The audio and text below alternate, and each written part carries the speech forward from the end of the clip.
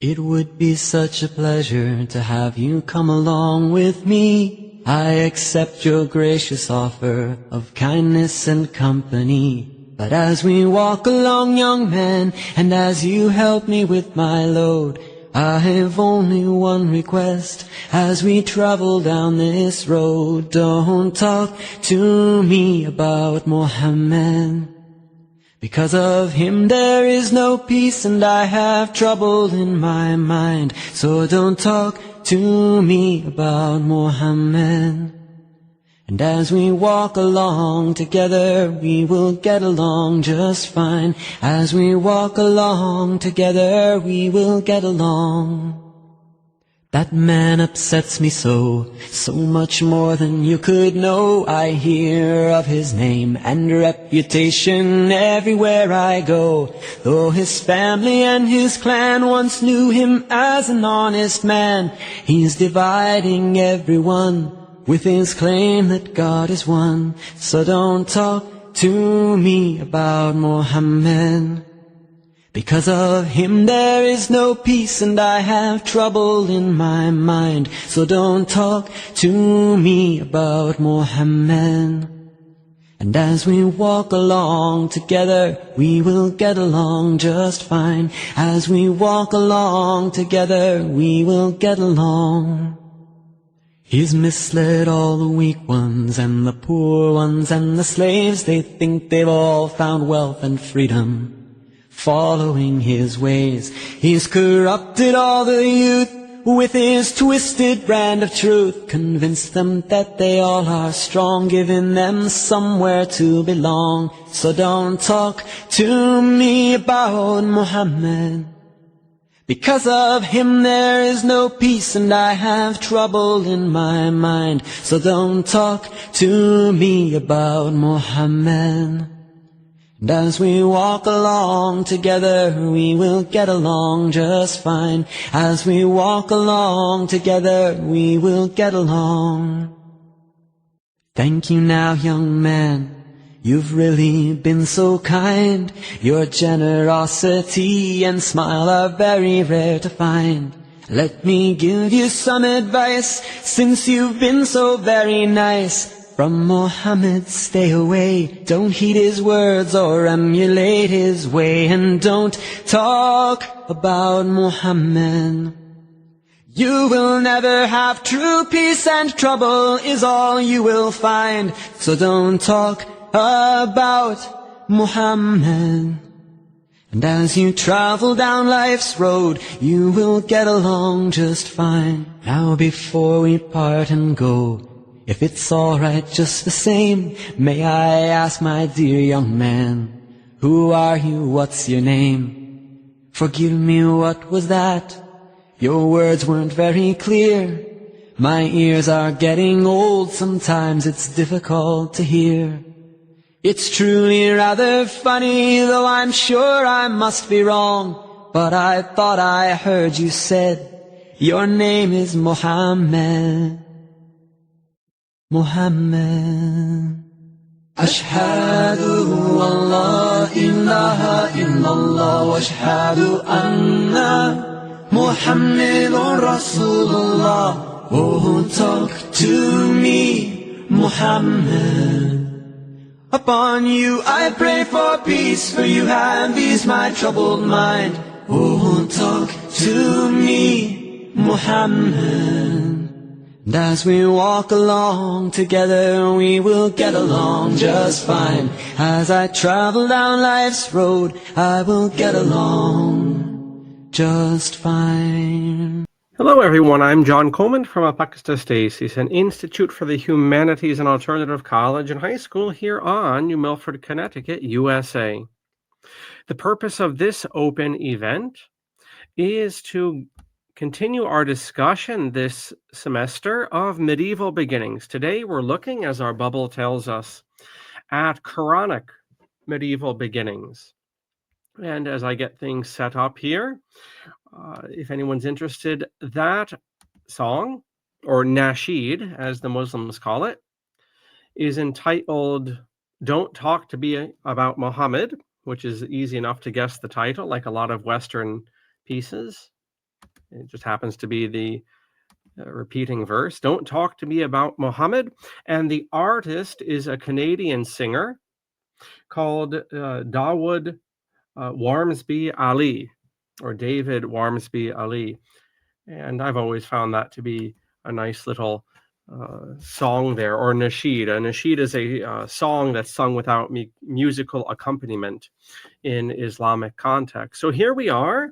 We're going to chit-chat a little bit about the contender for this week, and that is the Quran. We've had a slew. In fact, we've exclusively looked at and will look at texts this season.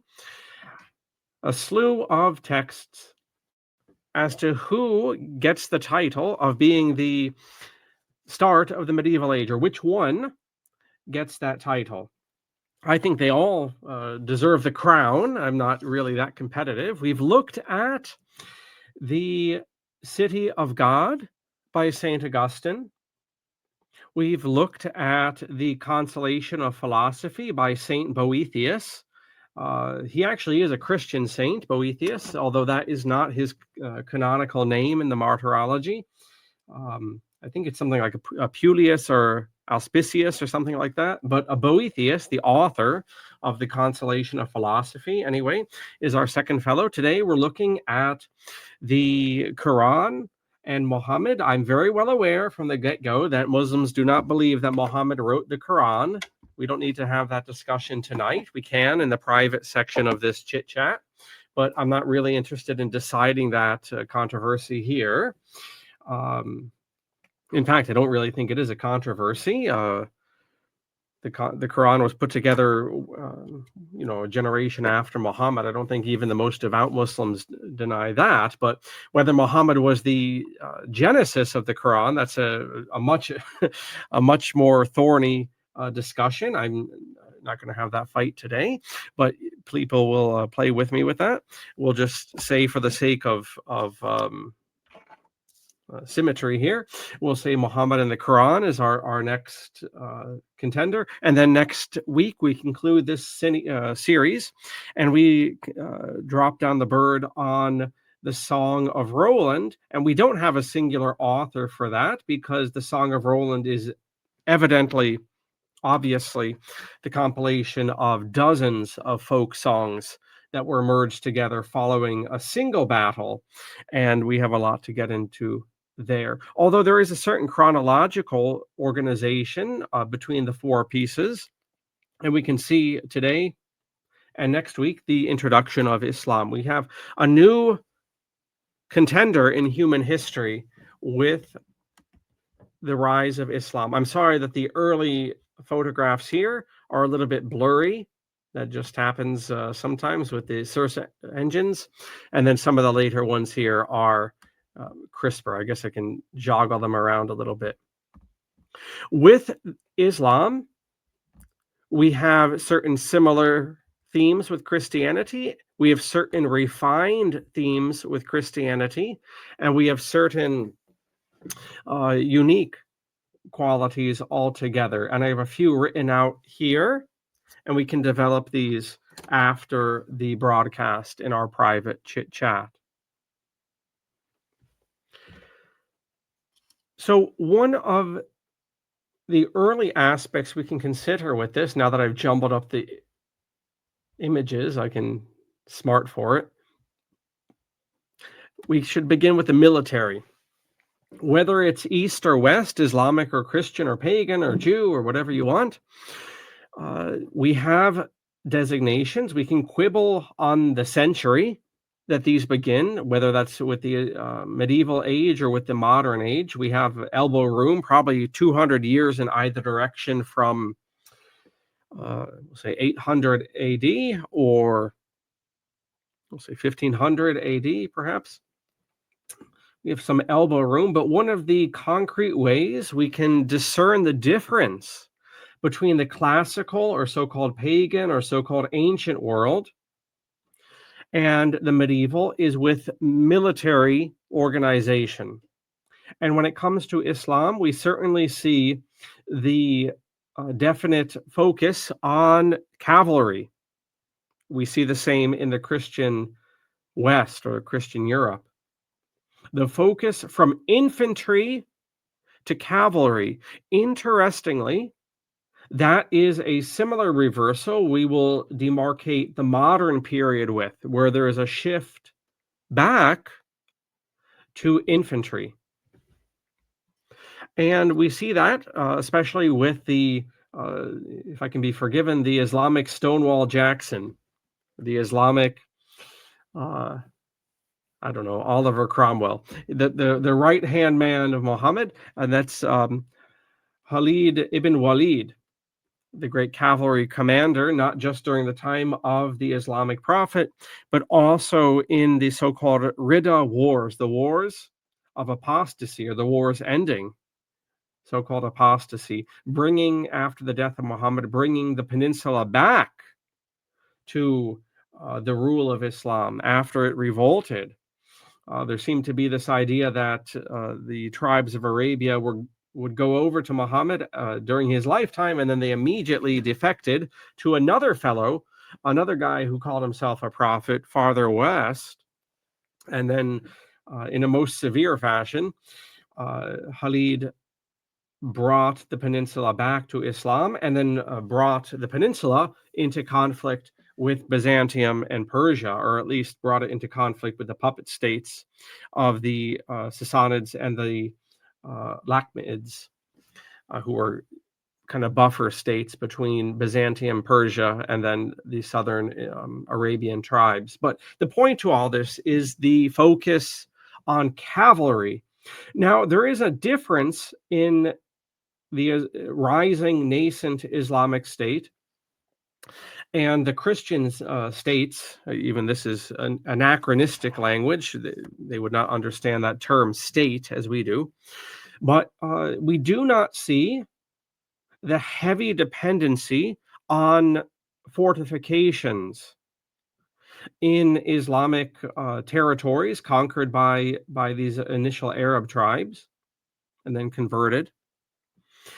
We don't see the heavy focus that we see in the early and high medieval periods with fortresses, and that's a difference. In medieval Christian Europe, you see the heavy use of cavalry, and that's contrasted with very deep defenses and stationary fortifications that we call castles. You do have these things in the Islamic territories, but they're not nearly as prolific, certainly not during the early period. And we are focused on early Islam and Muhammad as being the beginning of the medieval period. So whatever develops hereafter is not that much of a concern to us. But the military focus is. Also, militarily speaking, we see a shift away from professional armies, which characterize the Roman Mediterranean, to militias. So we have the focus on cavalry shifting away from infantry, and the focus, insofar as infantry obtains, the focus away from professional soldiers, full-time soldiers, paid soldiers, to a militia. Part-time soldiers and soldiers who are paying off oftentimes tax obligations. And this will be the same in Christian territories and elsewhere as well. What we're really seeing, and we now move beyond the military, what we're really seeing is the rise from centralization to decentralization, which is why in Western historiography, we use the term somewhat clunky, somewhat controversial, somewhat accurate, of Dark Ages. And part of the justification of that is the fact that we move from a highly organized, centralized, streamlined administration of Rome in the Dominate period. The last period before we get to Byzantium in the East is the fifth and final, although we could argue there's a sixth age, but that's beyond this discussion. In terms of typical organization, the fifth and final age of Rome is Byzantium, which carries on for another 1,000 years in the East, in fits and starts. But we do see, in general, a decentralization, and so we move from the imperium of Rome around the Mediterranean to what we call feudalism, where people organize and owe their allegiance. Will save herself. Don't worry, we'll get back to her. Uh, they owe their allegiance to feudal lords and feudal barons and middlemen, basically. That's a defining aspect of the medieval age. Cavalry, depending, fortifications over field combat, more so amongst the Christians than Muslims. Also, feudalism, middlemen, nobles, these sorts. All right. Another aspect which delineates the classical world from the medieval, and we see this pronounced in the Islamic societies, is the relationship of the individual to the polis, or the community. And here, as we might see in other ways as well, it's almost like a car dial, our speedometer or our RPM gear or gauge, right? We have from left to right, resting to extreme usage. If you look at the RPMs, you have 0 RPMs, the engine is not moving at all. And then you move up to 3,000 or 4,000 RPMs and you're running into danger territory. And anything north of that, you're really trying your luck. But there is a certain chronology here. And we're looking at the individual and the polis. So on this RPM meter, you have the classical world where the polis, or the community, is everything. And perhaps running into danger territory, if you'll play with me here, running into danger territory,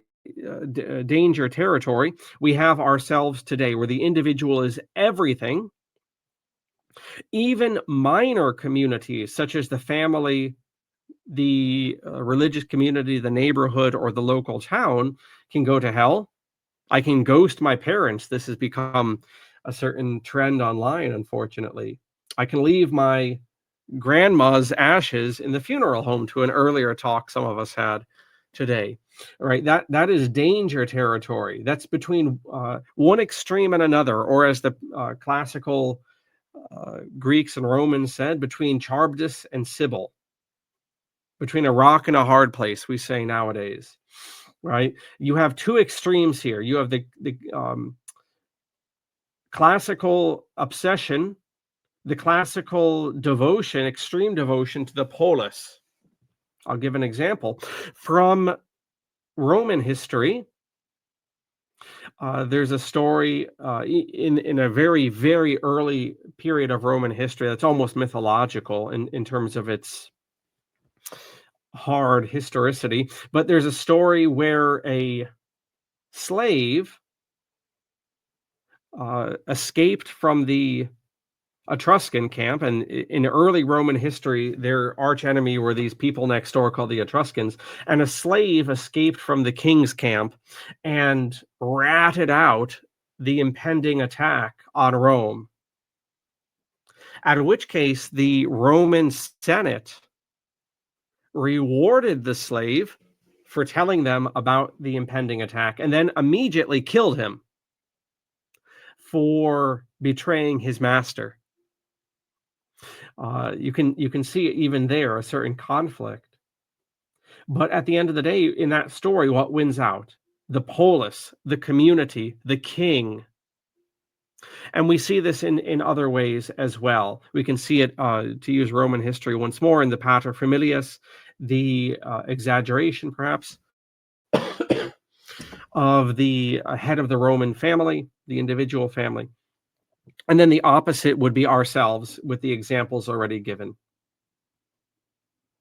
In Islamic society, you do have a via media, Although I think much like Jewish society, you do have, if it had to push comes to shove, the community wins out, and the community orientation wins out to the individual's aspirations. I think that's very much shared in early and Islamic history subsequent to early Islam. But nevertheless, what you do see is the rise of the individual. That we're looking at the rise of the medieval period.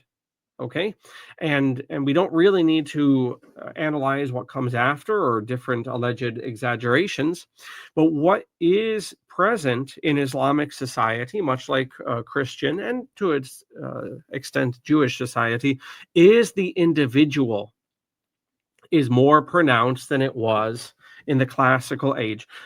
In every treatment of the early history of Islam, even in the Quran itself, a mention will be made of the practice, which existed in other societies, of burying babies, and particularly by name, female babies, so-called, or girl babies, little girls, who were not convenient. These were buried, much like in China. During the one-child policy, there was a preference for baby boys. Likewise in Arabia.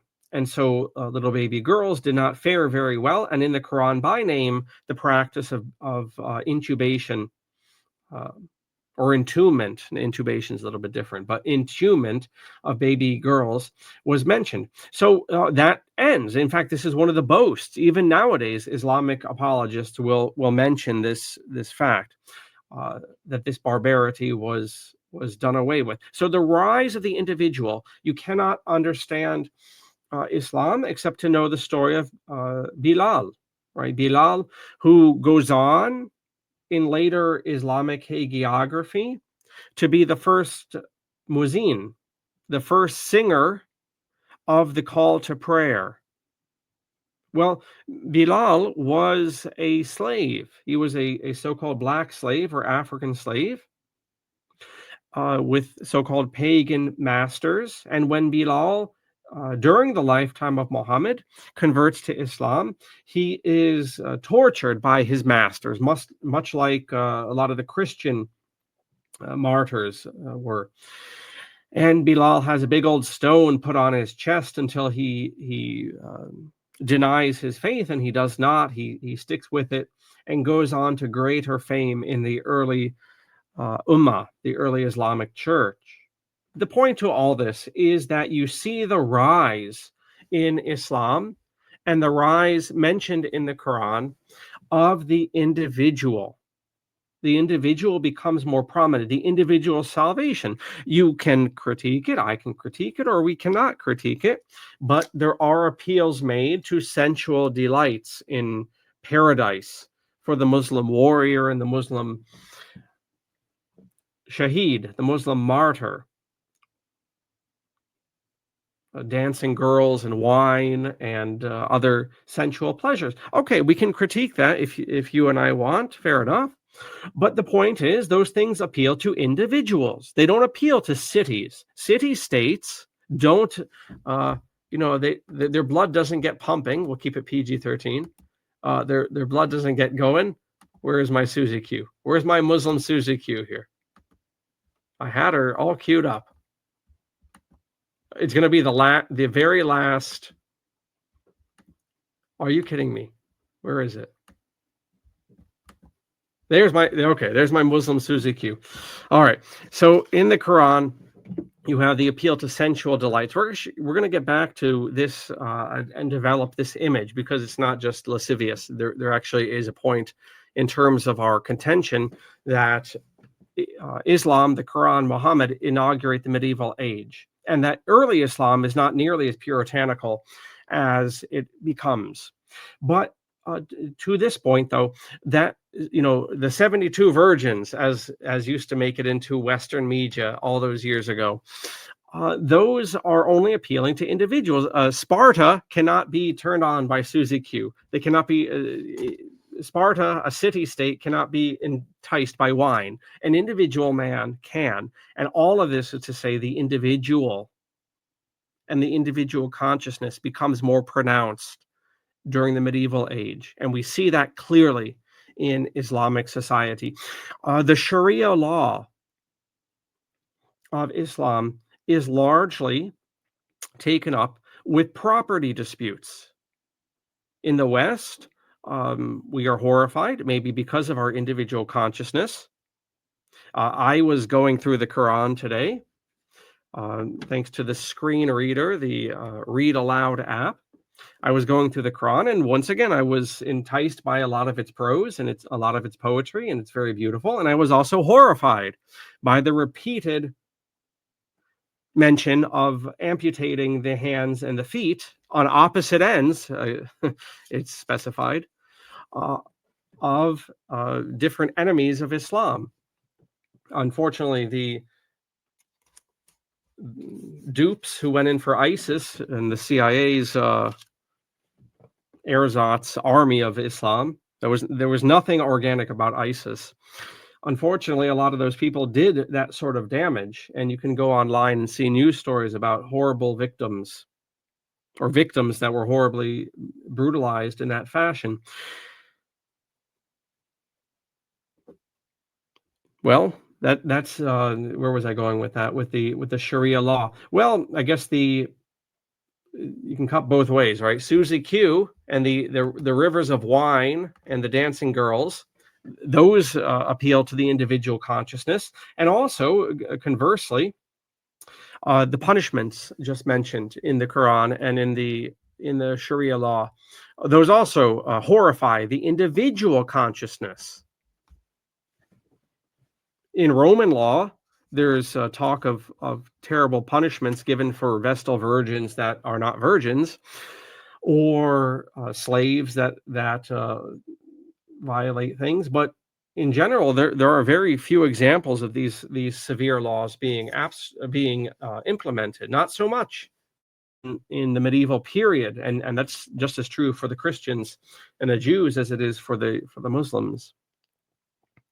But yeah, the punishments of the Sharia also appeal and horrify the individual consciousness. That's the whole point of this section of the presentation, the individual. But also to the individual in a much more mundane fashion. Most of the Sharia, probably 95% of Sharia law, is not chopping off body parts. 95% of the Sharia law deals with property. It deals with individual property laws and inheritance laws. Not very sexy for a news story, not very morbid or macabre, or something that's likely to get clicks and views when it comes to this topic of Sharia law. But the 95% of Sharia law, which deals with inheritance and property and commercial contracts, also attest to the individual consciousness that is rising and that give Islam the plausible reason of being the rise of the medieval age. Something else that's very interesting, I don't know if it's altogether appropriate, but as we conclude these opening remarks with a few words from this book here. Well, first of all, has to do with architecture, and this is appropriate. And this is very similar to the Christian North, as Ibn Khaldun calls the neighbors of himself. And that is abstract architecture. And this is something we see in Christian medieval societies as well. One moves away from, pure utilitarian buildings, the baths of Caracalla, for instance, or amphitheaters, or buildings like the Colosseum, which is the most famous example of an amphitheater, or hippodromes, which is a type of amphitheater. They certainly like their amphitheaters, or aqueducts, sewage lines. There's tremendous examples of sewage systems in both Rome, some of which are still functioning, like the Trevi Fountain. The Trevi Fountain is actually running off of ancient Roman plumbing. right now, where all those tourists go. But in Constantinople, there are huge aquifers and so forth. The architecture of the pagan world is utilitarian, and when it is abstract, it is in your face state power. If you look at the Roman buildings, like the Freemasonic liberal democratic buildings of today, those structures are meant to basically sit on your chest. They're meant to impose their will on you. When you look at the Supreme Court, whether that's the District Court in New York City or the Supreme Court of the federal government in Washington, D.C., those buildings, in a sense, are meant to overawe you as if a fat kid was sitting on your chest. There's nothing you can do about that, a sumo wrestler or whatever. The point of those buildings, the point of the town hall here, the point of your town hall or state capitol is to be imposing. And that's true for the Persians. That's true for the Romans. That's true for the Chinese at the same time. Islamic architecture, like Christian architecture, most refined in the Gothic, but also in the Romanesque, is meant to be abstract. It's meant to encapsulate spiritual ideals. And you can see that in things like the minbar, the pulpit. We don't have an example in this picture here, but you do have an example in this thing that looks like a tower on stilts. I should trust my cursor appears on screen here. This is the Qibla, and this is the direction to Mecca. This is abstract. In most mosques, even the most puritanical mosques, there will be some decoration on the Qibla.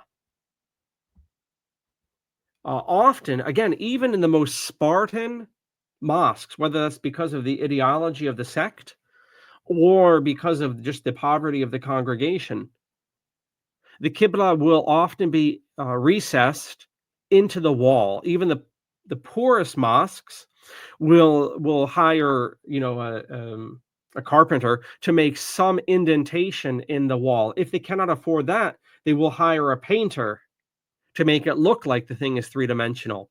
But that is abstract, and it's meant to, like a lot, especially Islamic art, because it forbids images.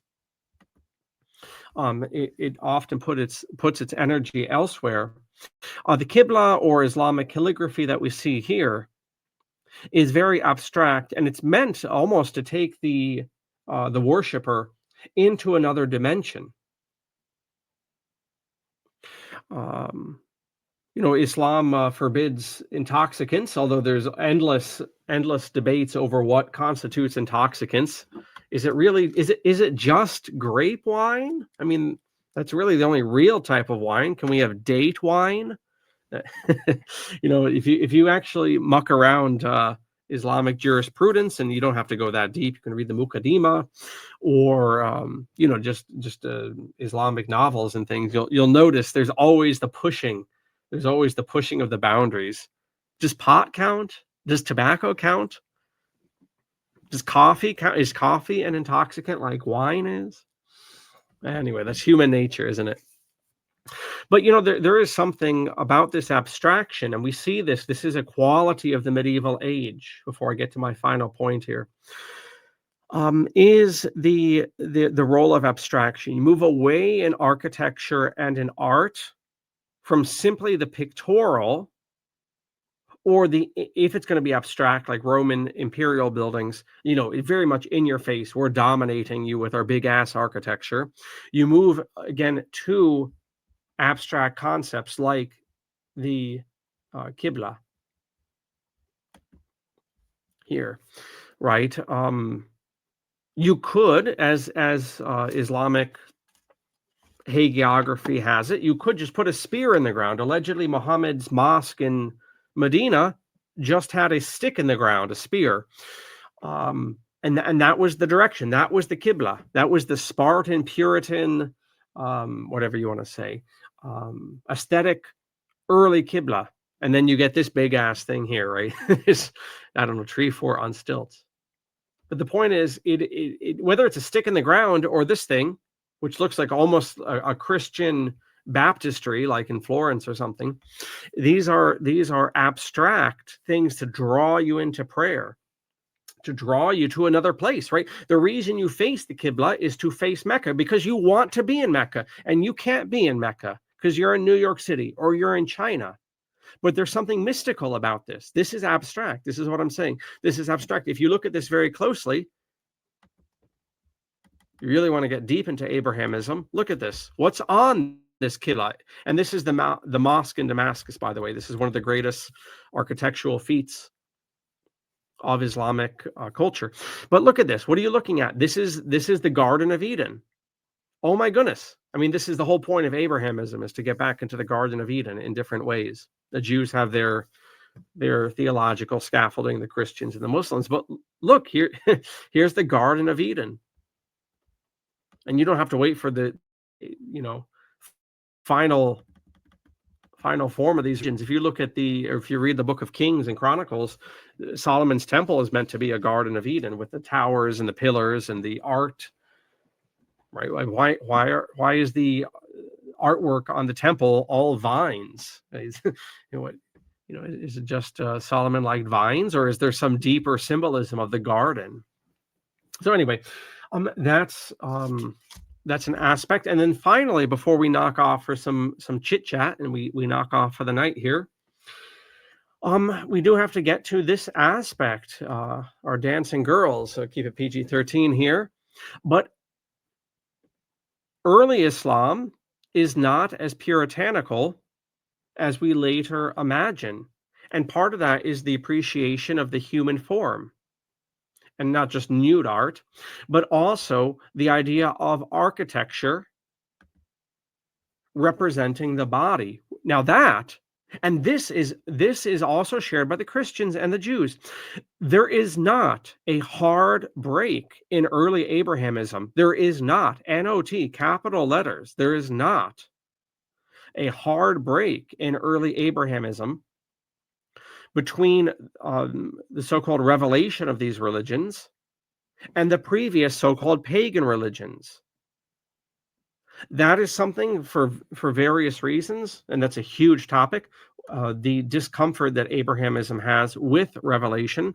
But one of the things you notice if you know about pagan temple architecture is that the temple represents the body. In fact, I'm looking here at my books because I think one of these will be very helpful.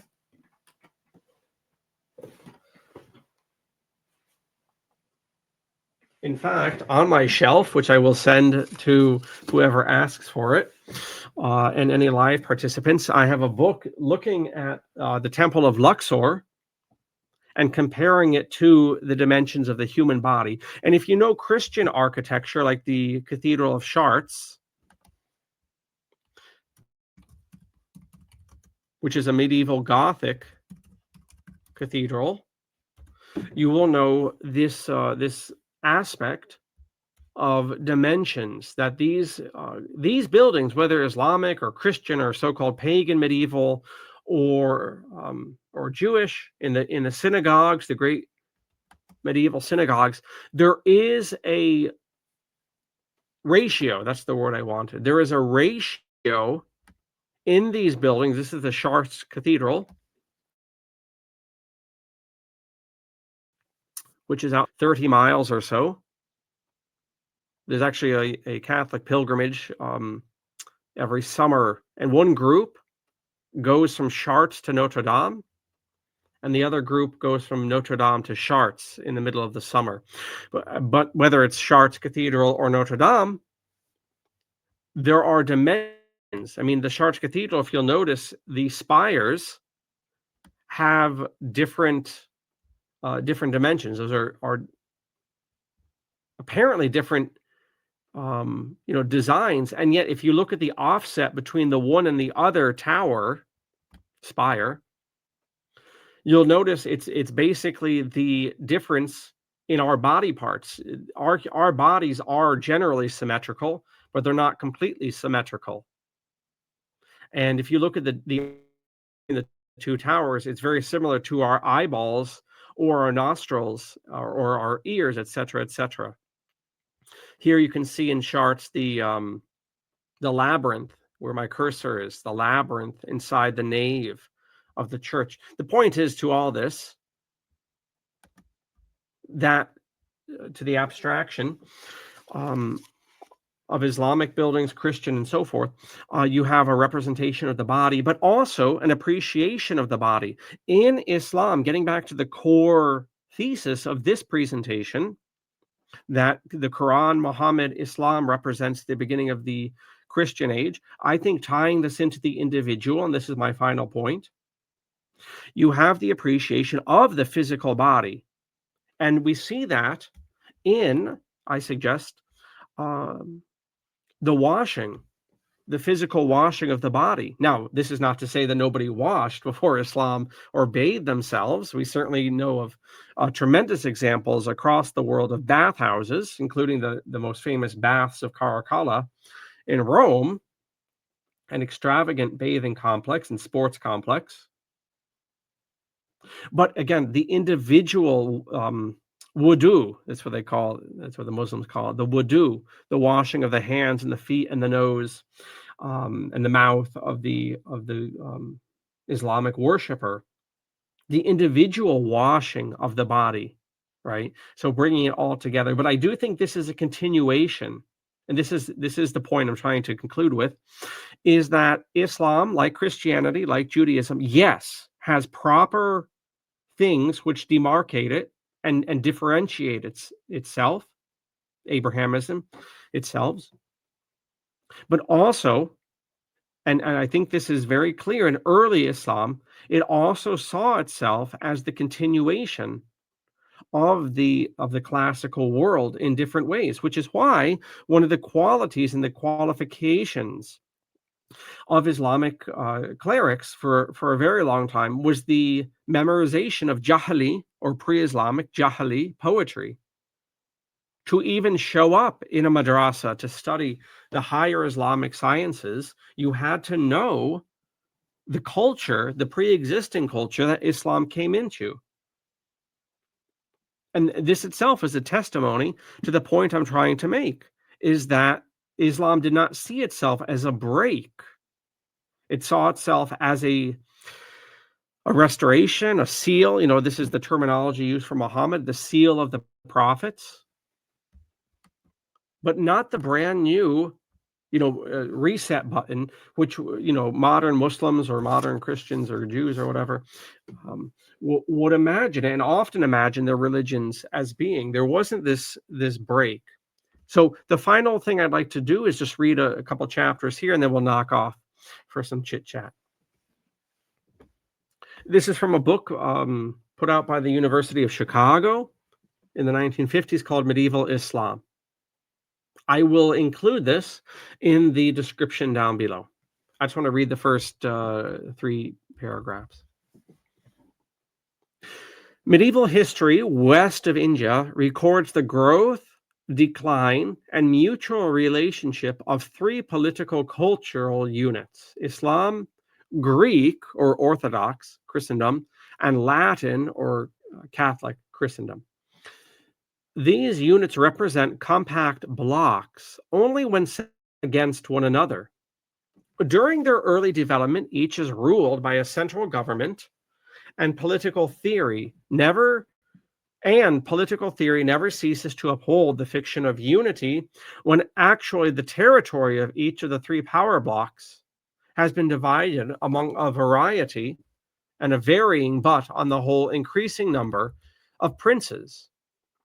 The unified vision continues even though the political reality devolves. Although out of touch with contemporary reality, this fiction of unity reflects a powerful sentiment of cultural oneness within the area of each block, and to a certain extent retards and obscures its decomposition. This is why in America right now, I'm recording this and broadcasting this in 2020, and 25, you will hear Americans who have about 10,000, literally 10,000 types of Christianity, and whose civil structure is completely secular.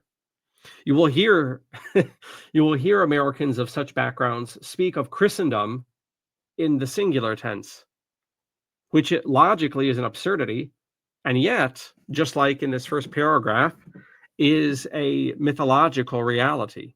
We'll still see the vision remains, even though the reality is certainly not the case. The lived state. Religion determines the demarcation of the blocks for the most part. Inadequate means of communication and inadequate public finances due to widespread substitution of payment in kind for payment in money make the intervention of the state spotty and jerky. So that's another aspect of decomposition from the classical world, and the rise of the feudal is the breakdown of the money system, and you have to pay in barter. Basically, you have to pay your taxes even in barter, which is how you have the rise of the militias.